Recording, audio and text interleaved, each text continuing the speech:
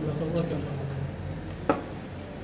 देखिए, 1 तारीख की रात को एक बड़ा ही लोमहर्षक और सनसनीखेज घटना थाना खागा क्षेत्र में हुई थी, जिसमें 2 बच्चियों की ईंट से सिर कुचल करके और मुंह पे प्रहार करके हत्या कर दी गई थी। ये पुलिस के लिए बहुत ही बड़ा चैलेंज था और ये दोनों बच्ची आपस में रिश्तेदार थी। एक तिलक समारोह में एक जगह थी जहाँ से अभियुक्त द्वारा इनको ले जाया गया था। हालांकि वो अपनी प्रेमिका को ही ले जाना चाह रहा था, केवल प्रेमिका से कुछ अनबन चल रही थी, कुछ बातें थी आपस में सॉल्व करने की। तो इसी के तहत इनको कि खागा में हम ढाबे पे चलेंगे, भोजन करेंगे, लेकिन उस प्रेमिका को भी इस बात का भय था कहीं न कहीं कि कहीं हमारे साथ ये कोई बात न कर दे। तो अपनी रिश्तेदार की 16 वर्षीय लड़की को भी साथ लेके गई। ले जाने के बाद इसने रोड के किनारे बाइक खड़ी करके, जो मंदबुद्धि लड़की थी उसको खड़ी करके अपनी प्रेमिका से कहा कि आओ हम 2 मिनट बात करते हैं।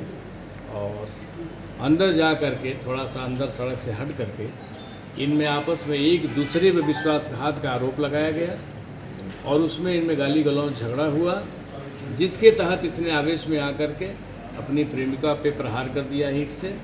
और जब वो चिल्लाई तो मंदबुद्धि बच्ची जो थी, कम बुद्धि की थी, ये अपनी मौसी की तरफ से, मौसी कहती थी, मौसी मौसी कहकर उसकी तरफ दौड़ गई। जब ये उधर दौड़ के गई तो उसी प्रक्रिया के तहत, जैसे पहले इसने हत्या किया था, ईंट से ही प्रहार करके इसकी भी हत्या कर दी। और इसके बाद फिर ये अपने कौशाम्बी चला गया, अपने गांव चला गया। उसकी बाइक बरामद कर ली गई है। प्रेम प्रसंग का मामला है। 1.5 साल से आपस में इन लोगों का प्रेम प्रसंग था।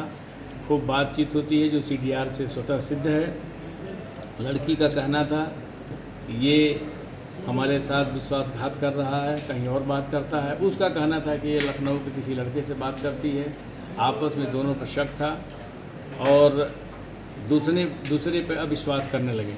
इधर अभियुक्त का कहना था, दिवांशु का, कि लड़की हम पे दबाव भी बना रही थी कि शादी करो।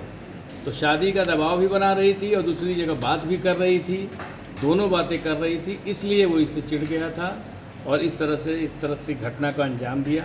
बाइक बरामद हो गई है, इसका मोबाइल बरामद हो गया है। और प्रथम दृष्टया जो पोस्टमार्टम रिपोर्ट आई है उससे कहीं भी दुष्कर्म की पुष्टि नहीं होती है। फिर भी विधि अनुसार